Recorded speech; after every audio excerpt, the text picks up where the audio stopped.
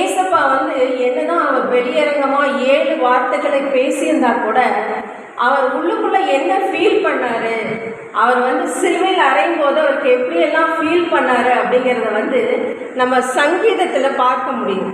சங்கீதம் 22 பார்த்தீங்கன்னா அவரை 7வது வசனம் 8வது வசனத்தில் பார்த்தீங்கன்னா, என்னை பார்க்கிறவர்கள் பரியாசம் பண்ணி உதட்டை பிதுக்கி தலையை துலுக்கி கர்த்தர் மேல் நம்பிக்கையாக இருந்தானே அவர் இவனை ரட்சிக்கட்டும், அவர் இவன் மேல் பிரியமாக இருந்தாரே அவர் இவரை விடுவிக்கட்டும் என்றெல்லாம் பேசுகிறாங்க.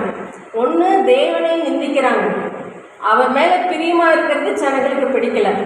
இன்னொன்று அவங்களுடைய முக அசைவையெல்லாம் தேவனுக்கு பாதிப்பை உண்டாக்குகிறது பாருங்க.